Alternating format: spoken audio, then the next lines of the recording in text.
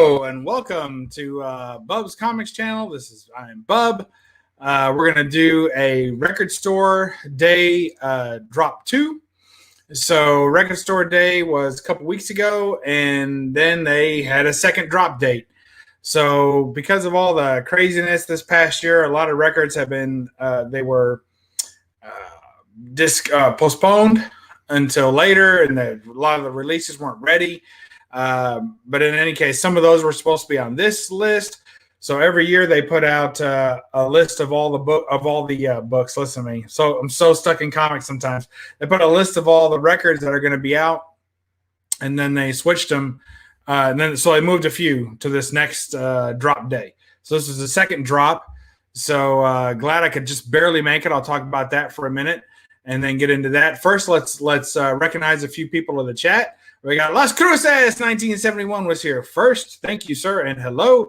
We got the Joey Bag of Sevens with the hip hop hooray, and our favorite ho. Oh no, that's Las Cruces again. All right, from New Mexico, and Joey's from the U.S. Congratulations, Las Cruces, enjoying that. Harry's Latos is in the house. Greetings, bub. Good to have you. Thank you, Harry, for being here, and Jackson Roykirk, of course. Glad you could make it and enjoy this little stream here. Won't stay on too long, probably about an hour or so, and then we'll wrap it up. So if that, so we'll see what I got for Record Store Day, the second round of it. Very glad I was able to get out and do this. So I overextended myself. I went crazy. On my dates. This year we had a lot of stuff going on personally with the house. We were expanding, making more room in the house, right? Adding to the house. So I took a lot of days off back in the beginning of the year to see the project finished. And so that didn't leave me with a lot of vacation time for the rest of the year. So my feeling was I was going to pack as much into each weekend as I could all through the summer, and little day trips and stuff like that, and tickets to shows and things like that. So the point was, on Saturday, I was triple booked. Saturday morning, I was supposed to be at a comic convention at 10 o'clock Central, Eastern, and I'm on Central time, whatever. So let's just say about 10 o'clock, I was supposed to be at a comic convention in the morning. I was meeting with my good buddy Jambo Comics. We were going to go check out the show. Then it was also record store day, so I wanted to stop at a record shop, but there was one that was in Frankfurt. There was one in Lexington, which is about 40 minutes east. So I wanted to do that. And then of the evening, there was a music festival that my wife and I were going to go to all evening. And in the end, it was going to culminate with Blues Travelers as the headlining act. So I had tickets to that already bought. So I had tickets to that bought, tickets to the convention bought, and I had to squeeze in record store somewhere in there. So there were a couple of records I was going after. I'll get into that in a minute. Let's say first hello to Christina Payne. Hello, Christina. Good to have you here. Chris Barrett's in the chat as well. A little late stream for Sunday. Yes, it is. But, for the vinyl stuff, and yeah, I'll catch the people up late for that. So that's kind of the idea. Mark the Cuddy Sark is here as well. Thank you for joining us. He says, I'm missing my beauty rest, but you're sweet, Jackson. You're a good fella. You're a good egg. I don't care what that fella Bill says about you. I don't have to work. I got to work Monday. So yeah, it was going to be that's all just one day. So that was all going to be one day. Pretty busy. Hey, Brett, good to see you. And Choice Tunage. Hey, glad to have you on the channel. Glad you could make it. Super Saturday. Yeah, man, it was crazy to try and pack all that in. Now, the music festival actually started on Friday. So we had already spent all Friday night at the music festival, starting about 5 o'clock and got off work. And then we hung out there until about 10. So we were there already all night, had a few drinks, was dragging on back in. And then I had this big day planned for the next morning. So my initial thought was I will get up really early and stand in a long line outside the record store and wait for them to open, right? And I'll be one of the only people, maybe first 10 people or so. They had a limited edition pressing of Rolling Stones' Hot Rocks, which is one of their earlier greatest hits albums, double LP set. I was wanting to get that, but I knew there weren't many of them because I think it was only limited to like 2,500, and that was nationwide. So I knew that this little shop in Kentucky probably wasn't going to get very many of them. So I figured if I was among the first 30 or 40 people in the door, I might have a chance. But I was probably going to end up being late to the convention, and I didn't want to, leave my good buddy Jambo out to dry, waiting for me to show up.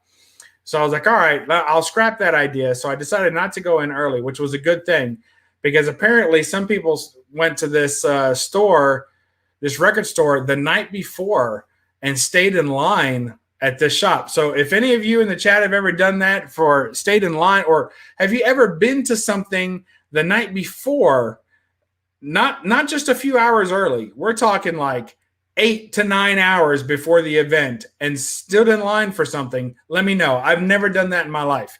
I've been to something early and a couple of hours early, and I've been lucky enough to be among the first few in line every now and then, but I've never gone the night before and like set up a little tent and a pillow and a sleeping bag and slept on the ground in the middle of the hood to go get a record the next day. But if any of you have, I want to hear that story. Let me know.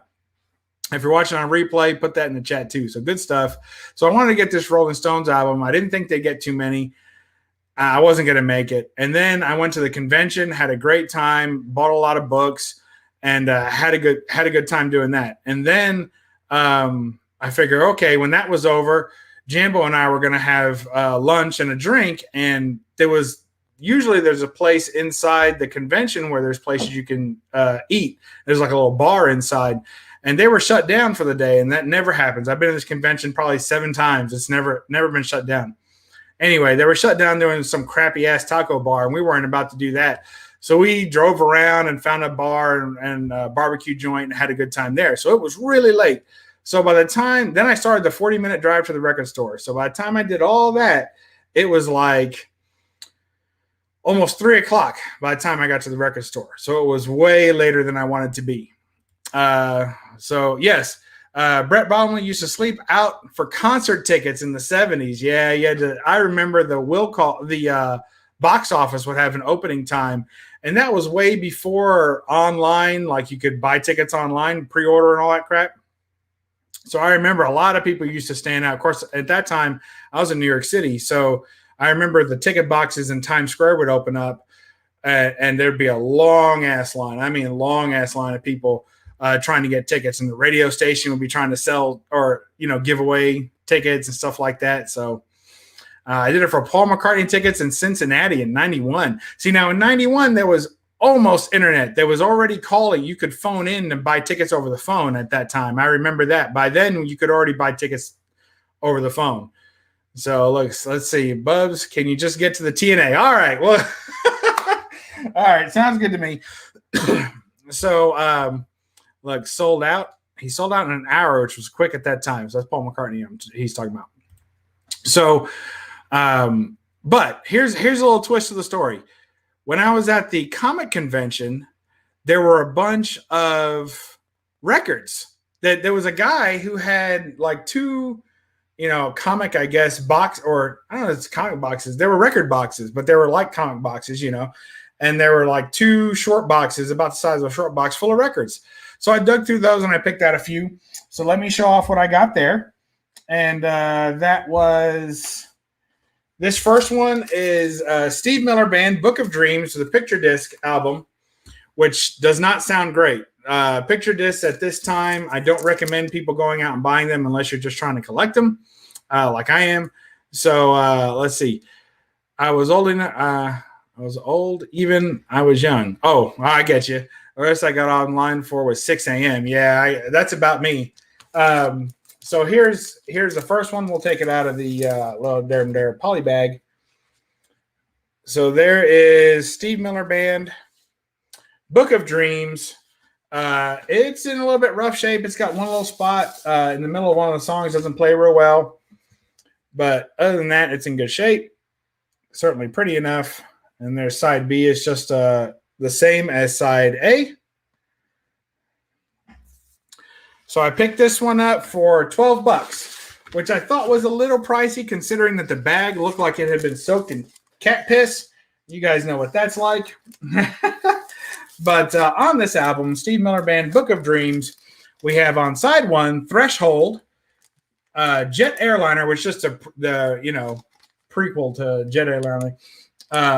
Wintertime, Swingtown, True Fine Love, Wish Upon a Star, Jungle Love, Electro Lux Imbroglio, Sacrifice, The Stake, My Own Space, and Babes in the Wood. So what's funny is that, they have like the Steve Miller Band greatest hits and it has the dates and stuff. Like 3/4 of this album is that album. And then they just swapped out about 4 or 5 songs. So at least half this album is on that album. That's for sure. Let's see. What do we got? Ahmed Steve Miller cover. Yeah. That guy. Yeah, that's right. All right. Harry says, no rare. Surfing with the alien pick. This and all right. That is nice. What we got here? Okay. Nice smile. Thank you. And then, yep. Yeah, 12. Yeah, I thought for sure. But I was like, I've never bought an album at a comic convention, and I thought it would be cool just to have that experience. But what sucked was I had my usual comic case. It's like a briefcase that I carry around with me where I put all my comics. Well, this lacked about maybe a ½ inch of fitting in that case. So I had to carry it outside the case. That sucked. So I don't know how much I'll be trying to plan to buy records at comic conventions in the future, but I definitely wasn't as prepared as I thought I was when that happened. So we'll have to check that out later. So then here's another one. I picked this one up, and I was teasing the guy. I was like, that's $5.99, right? Good morning, Varangian Vigilante. Good to have you. So here is Billy Joel, An Innocent Man. I have to admit, one of my favorite Billy Joel albums, even though it's a little controversial because a lot of people just don't like, doo-wop Billy sounds. But I like Billy Joel. I grew up with him. Being from New York, it's kind of a staple.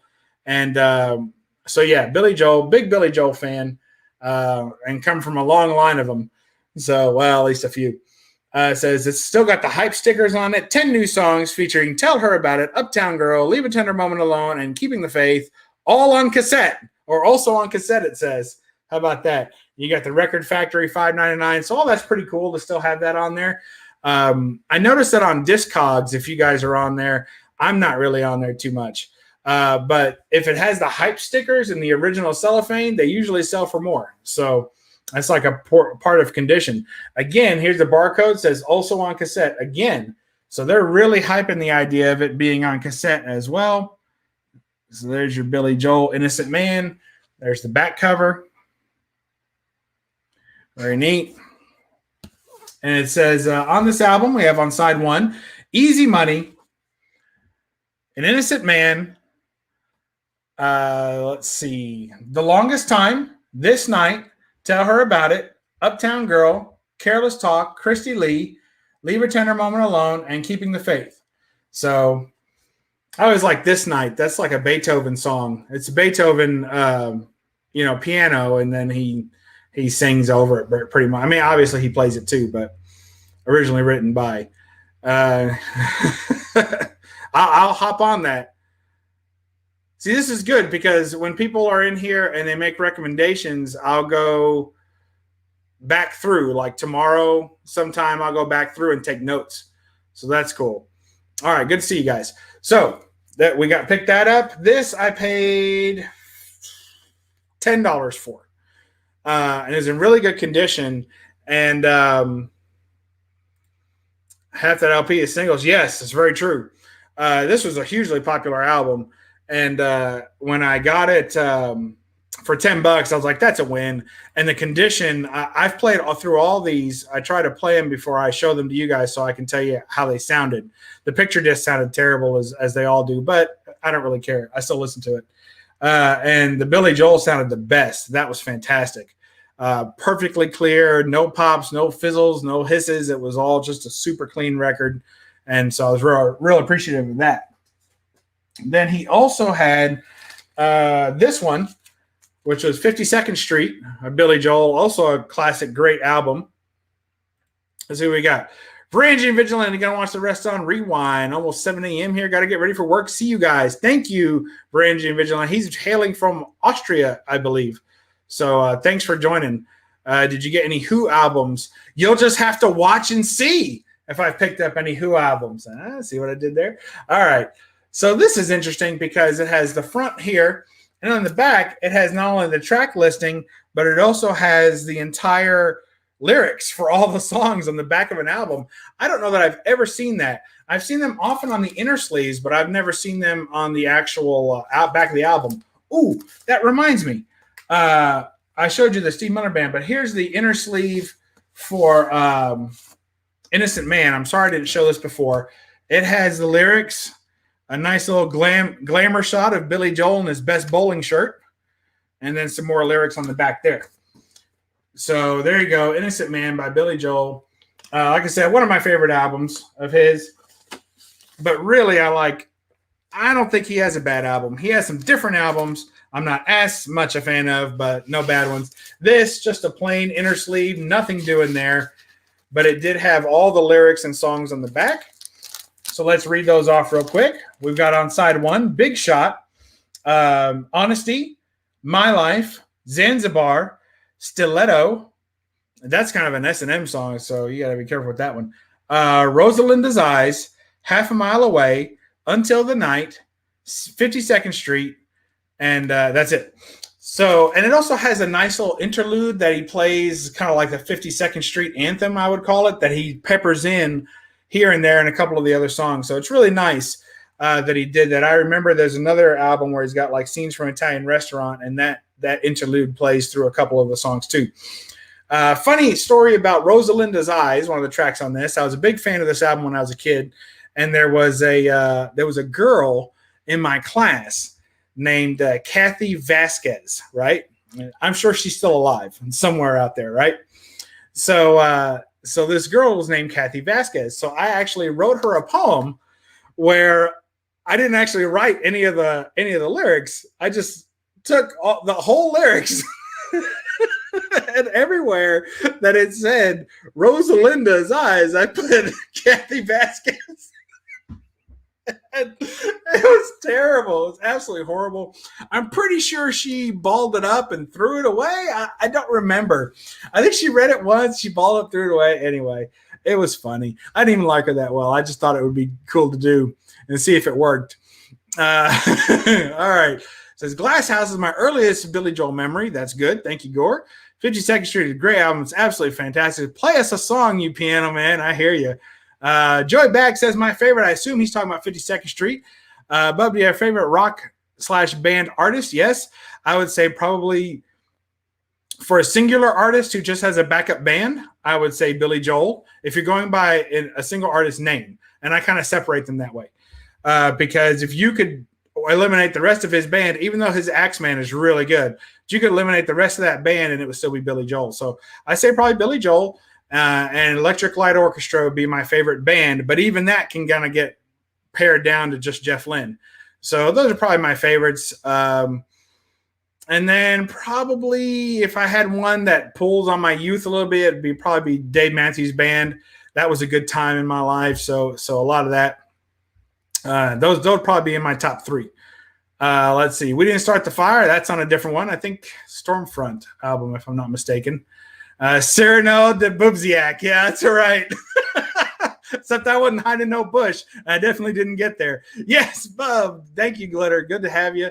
Yeah, I know. Yeah, I was young, and I was like, hey, there's no chance she's heard of Billy Joel. I'm the only one that listens to Billy Joel. You know, you think when you're a kid, when you discover something, you're the only one, right? Let's see. Bub's have his night moves to Billy Joel. No, thankfully I didn't. Since his name is actually Rosalinda. Nice. That works. Fave Dave Matthews song. That's tough. Actually, it's on one of his newer albums, and I forget the name of the album. But since you didn't ask that, I don't have to give that, right? But I think it's called If Only, and it's on one of his newer albums, maybe 2 albums back, maybe 3 albums back, and it's called If Only. And that song just has the right. His voice is a little bit off. It's not. He doesn't have the greatest voice. It's more of a style singer, but the music is just simple and just on point. And I love it. Dave Matthews is from here. Great group. I think he's from South Africa, If I'm not mistaken, is that where you're at, Christina Payne? Or is that he moved from there, or he originally, whatever, lived there? I don't know if his parents were missionaries or something. I don't know. I thought he was from South Africa. So let me know. Yeah, Jackson Roy Kirk. Okay. So these are the 3 albums I picked up from the comic convention. Steve Miller Band, Book of Dreams, Billy Joel, Innocent Man, and Billy Joel, 52nd Street. And he had a bunch more. Charlottesville. Okay, that works. Charlottesville, Virginia. All right. I knew that he had lived in South Africa or something, and that's kind of where he picked up some of his music. So from South Africa, yeah. But yeah, Charlottesville. Okay. Who knows? You guys know more than me, I guess. All right. Good to see you guys again. Imperious Flux. I don't know if I shouted you out. Good to have you, brother. Thank you for joining. Okay.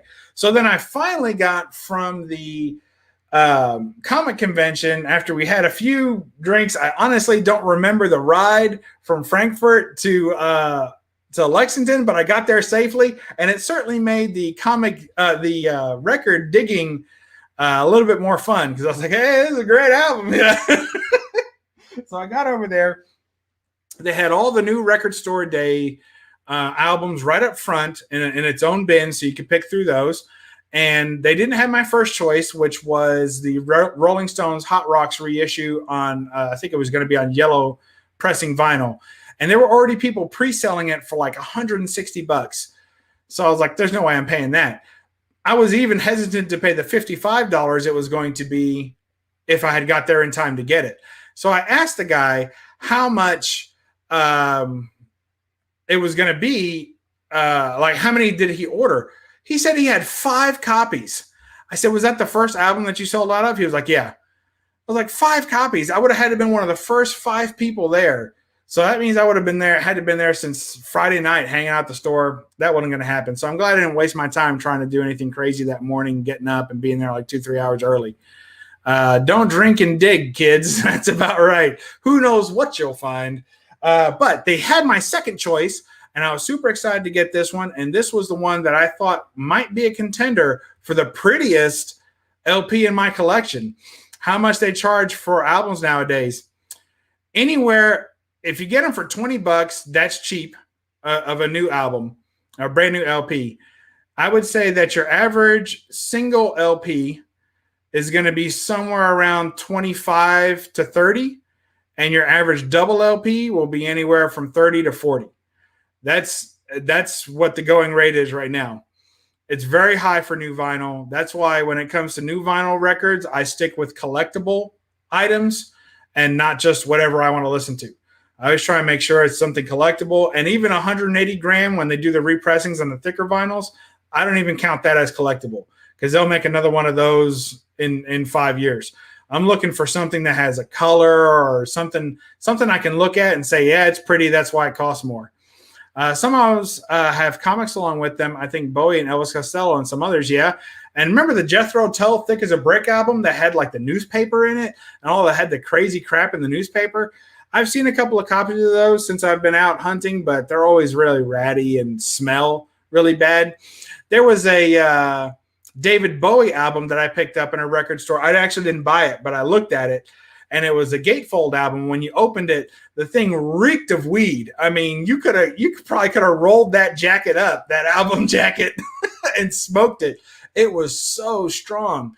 And I assume it's because albums make pretty good stations for preparing your, substances for consumption, if you will. So, people open up album covers and especially the gatefolds and then do their business on it. So crazy stuff. Let's see. I got the Who Sells Out recently, and it was $60. Yes. And I know a lot of people who tried to get that album and couldn't get it, and they were pissed about it because now in the secondary market, it's kind of jumped up again. And they had a re-release on, I think it was on colored vinyl.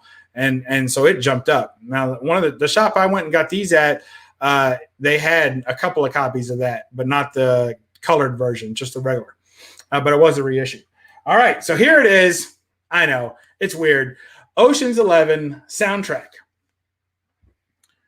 There you go. This was $35, and I didn't really want to pay that, but at that point I knew it was going to be the only record that I picked up that was exclusive to Record Store Day. So I said, okay, I'll do it. It's record store day exclusive. Got the hype sticker on it. Only 2,500 copies being made, and it has red and black cornetto is the design of the vinyl. And I could show you what cornetto is, but basically, if you've never, all right, you ever get a cornetto like ice cream cone? So it's a cone and it has like the vanilla ice cream and it has like some stripes of chocolate and kind of like a pinwheel type fashion where it goes out and kind of like spokes. So that if you look at it from the top, not counting the nuts, it's cornetto. That's the cornetto pattern, if you will. So it says cornetto, black and red cornetto roulette wheel pressing. So I was like, yes. I had no idea what it looked like, but that's how it was advertised for record store day. And of course, you can't get a picture of it early because nobody's got one. So it says music from the motion pictures Ocean's 11. And it's a really trippy album. If you love the movie, you would love this. It really walks you through it song by song. A lot of the instrumental stuff that was done. And it's kind of like a New Vegas vibe. It's really cool to me. And I take it through the songs, but they're all kind of like original soundtrack songs. So nothing jumps out. It's got Perry Como, Papa Loves Mambo, so that's in there. And then it also has the Elvis song that was kind of popular for this, A Little Less Conversation, that kind of remix that they had done with that. So which is really good. So it's fantastic. And it also has the Claire de Lune at the end, which is really good. So this album is great. I absolutely loved it. I love the voiceovers, so like George Clooney and Brad Pitt and stuff talking in it a little bit. It's all kind of a DJ mix. It's so good. It's really fantastic. $35? I don't know. But here is the inner sleeve. And you've got Ocean's 11 here. Them staring at the fountain. A couple of scenes from the movie. And then here's some more. A couple of scenes from the movie and talks a little bit about the production of it. So very cool. But here's the money shot. I hope you guys are ready for this. Probably the best looking album in my collection right now. So look at this. Check that out, you guys. And that's like semi-translucent. The red parts are translucent vinyl and the black is solid. Look at that. Isn't that beautiful? We'll do a full takeout for you. There it is. Oh, man, I love it. It's the cornet, so that's like the top of an ice cream, right, where they put the fudge stripes. And when it spins, it looks like a roulette wheel going. It is so good, man. I think it's the prettiest record I own now. I say that after every time I go to the store and buy new records. I say it's the new prettiest, but man, this one, I definitely want it. I didn't know what it looked like exactly, but man, that is killer. Super happy with that. I love it. Absolutely love it. So there you go. So that was my big record store day pickup. Paid up for it. You know how that goes. Super happy to have it. It was really good. And the music was fantastic. That was the definite win. Yep. Sick. Cornetto, nice. And Agu, checking it out. Thank you, Agu, for showing your eyes. Let's see. I got the colored vinyl. Heinz baked bean orange and no red. Okay. Fair enough. Let's see. LPs were gatefold drug. Wah, wah, wah. Oh, man, listen at that. Oh, that was rough. Thank you for that.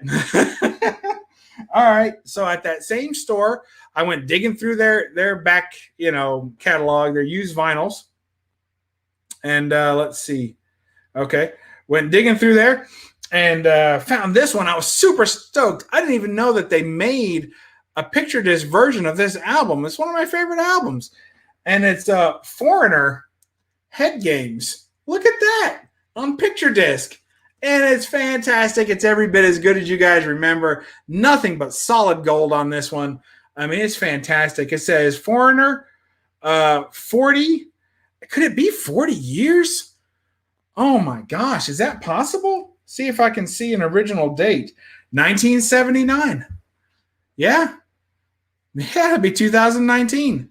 So I guess this came out in 2019. Unbelievable. Thanks, Tat. Appreciate it. Classic cover. Yeah.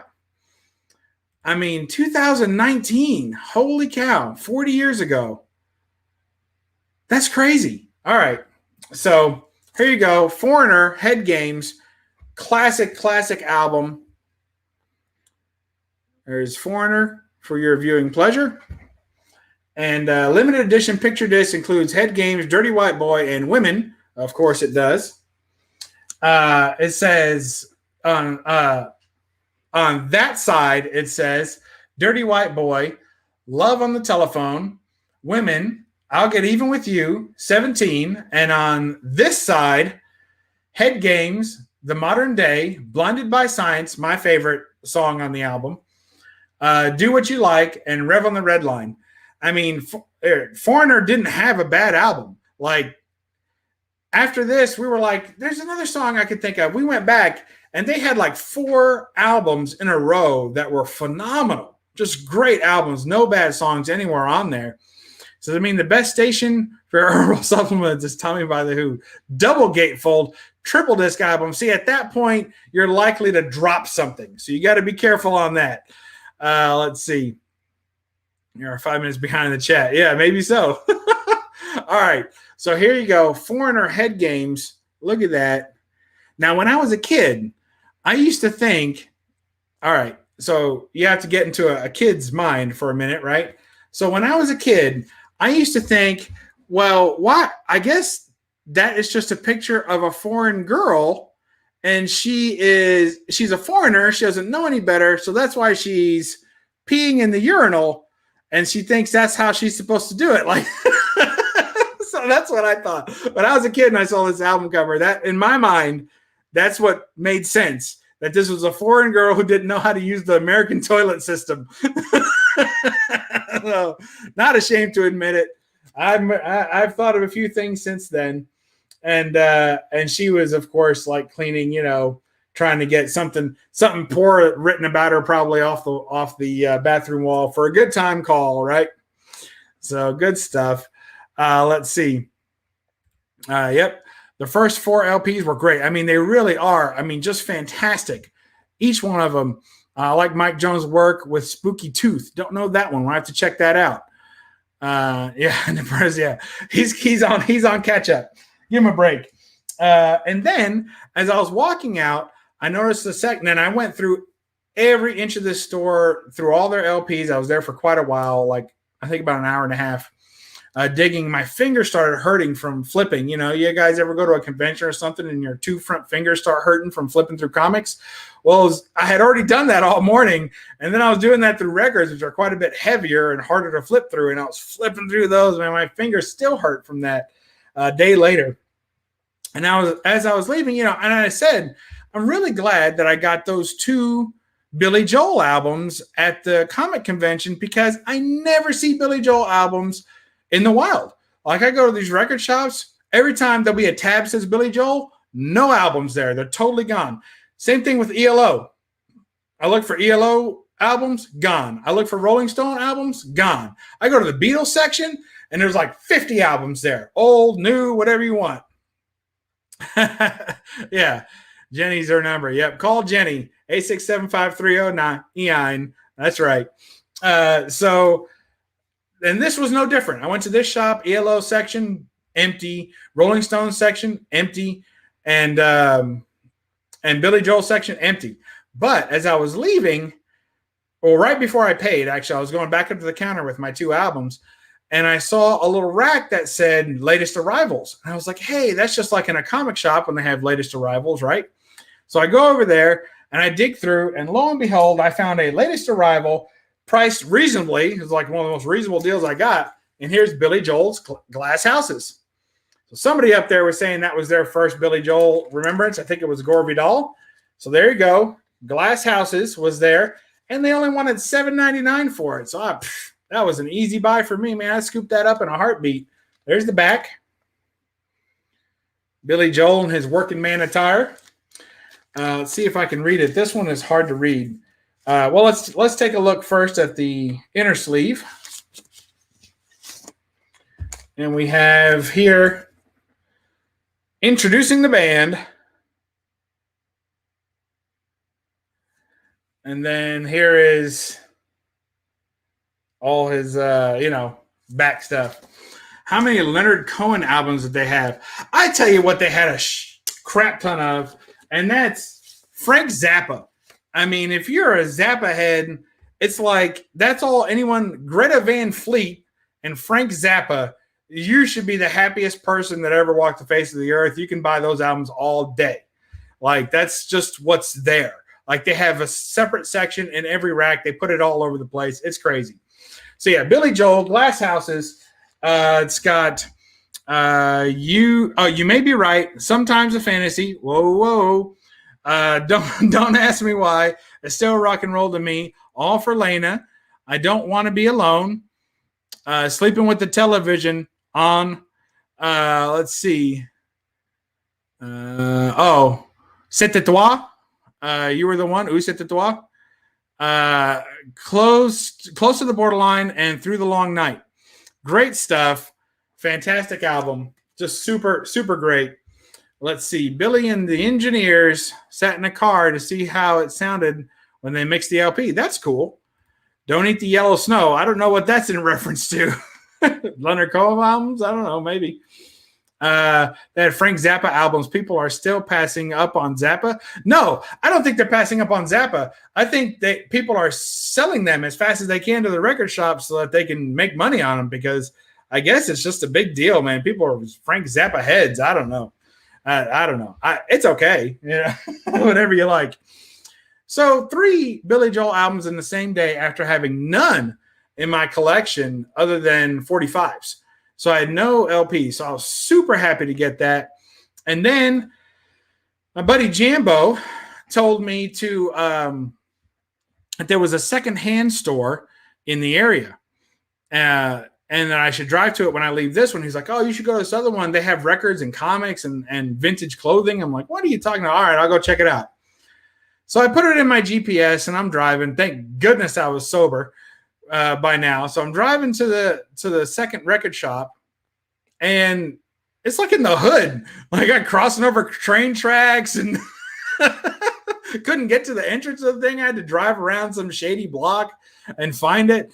It wasn't that bad in the hood, but it was much more in the hood. Like this other record shop, you could tell there was nothing but like 19-year-olds and 20-year-olds shopping there, and all having very awkward conversations with each other, and walking pigeon-toed and shit. I mean, it was a whole different vibe. It's a college town over there, so it was a whole different vibe.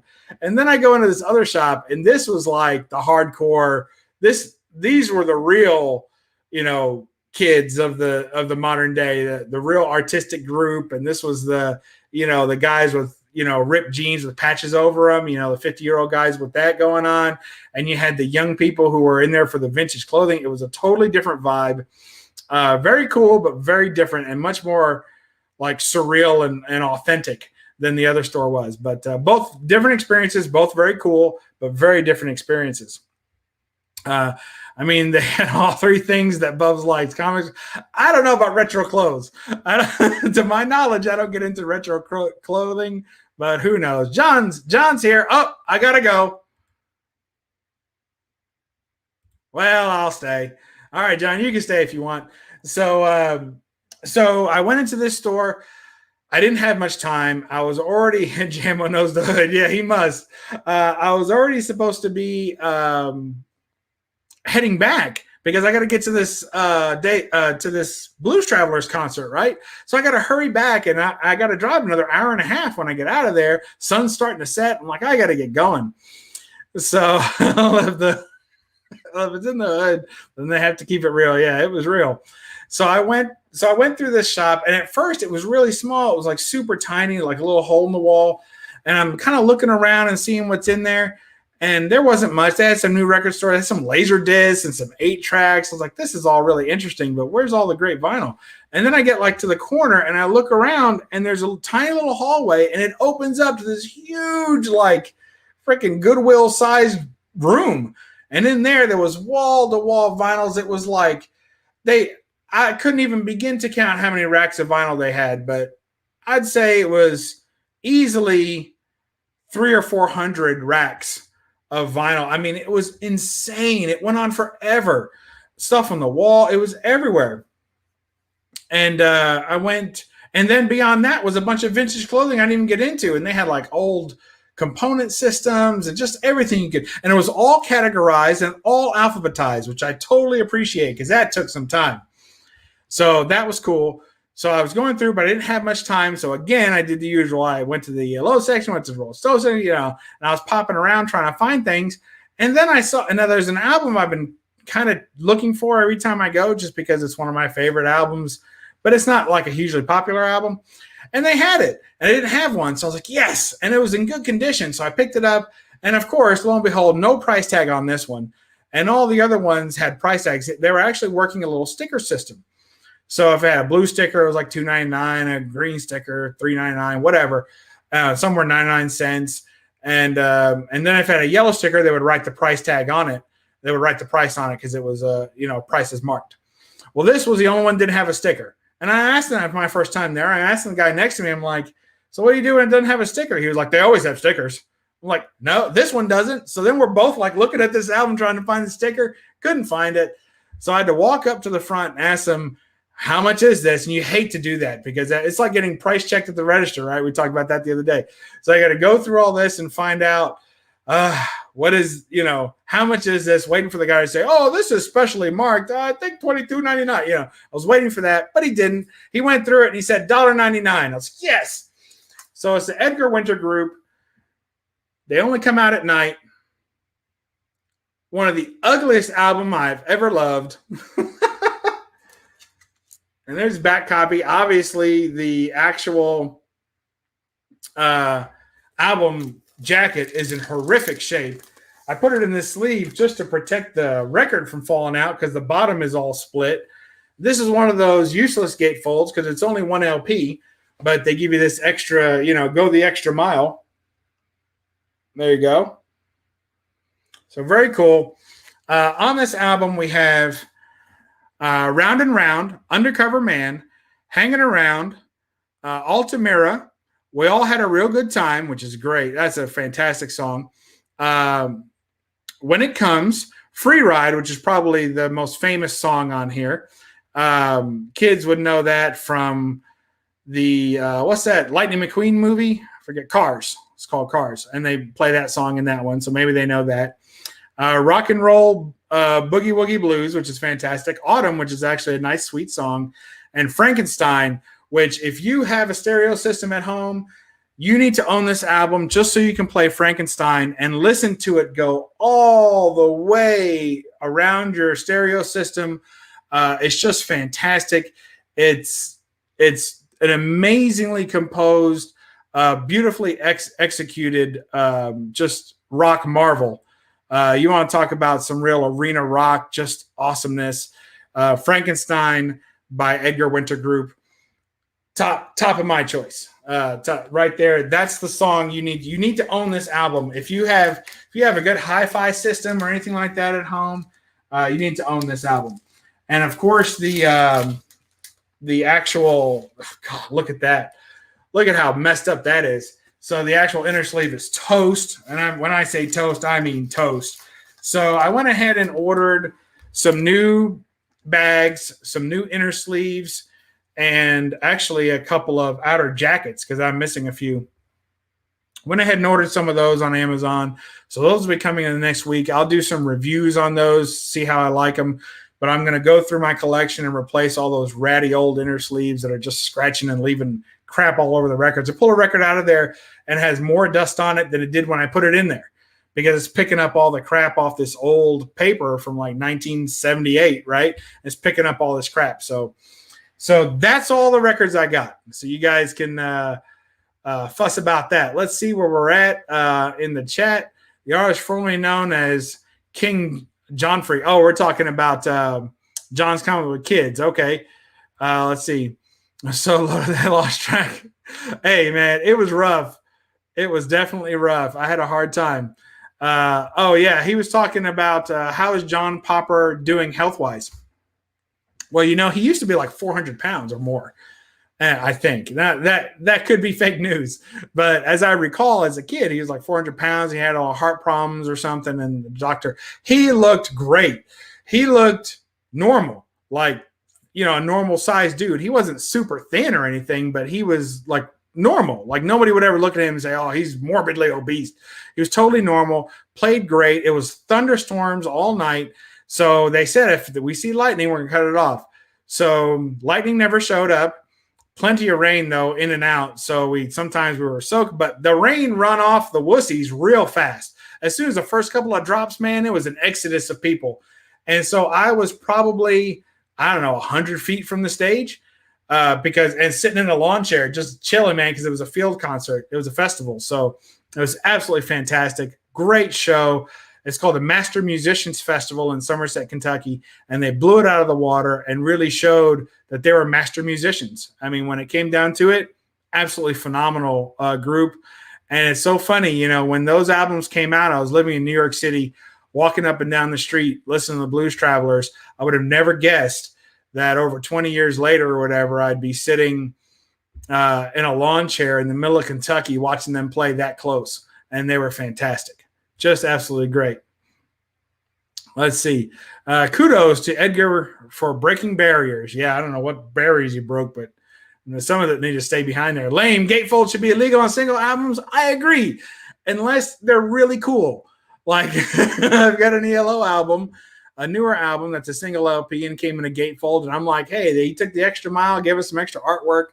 I didn't get any REO Speedwagon, but as a side note, I haven't bought the tickets yet, but I'll be buying them next week, pending a financial approval. So we're going to go to an REO Speedwagon concert at the end of August. And actually, Foreigner just announced they're coming to town in November. So I'm going to pick up the tickets to REO Speedwagon. Then as soon as that's done, I'll pick up the tickets to Foreigner. So we'll get to see both those bands by the end of the summer. Well, Foreigners by the end of the year anyway. I did not get any Britney, but I have to say sometimes I'm tempted to pick up a couple of – they have some picture vinyls of Britney and some colored vinyls, and I thought about that. Yeah, they released all the Britney stuff on vinyl. You can go to Walmart right now and pick up a bunch of them. Britney hater. So there you go. All right. That was my haul. I'll go through them real quick one more time, where I got them and how I got them. This was the Comic Shop, Book of Dreams by Steve Miller Band picture disc. Not Comic Shop, but the Comic Convention. Then we picked up Billy Joel's An Innocent Man as well. We picked Billy Joel 52nd Street. That was all at the Comic Convention. Never bought one at a Comic Convention before. Never bought a record, so that was super cool. And then when I got to the record shop proper, picked up Ocean's 11 soundtrack with the contender for the prettiest vinyl in my collection. It's going to be a close one, but I think this one may have it. Absolutely gorgeous. And when it spins that roulette red and black, oh, it's beautiful. And the whole vibe, I'm going to listen to this as soon as the stream's over. Again, absolutely loved it. Then we got Foreigner picture disc. Very cool. Couldn't believe that. I'm going to be putting these in some new album jackets, and I'm going to custom cut a hole in the jacket so that it will hold it, and you'll still be able to see the picture disc. That tutorial to come. And then we have the last one from the record store proper, Glass Houses by Billy Joel. And then the last one in the haul was at that vintage shop, picked up They Only Come Out at Night by the Edgar Winter Group. So that's it. That's my haul for new record for Record Store Day. Of course, only one actual limited edition one from the Record Store Day releases, but at least I got one. And for as late as I got there, it was definitely a win.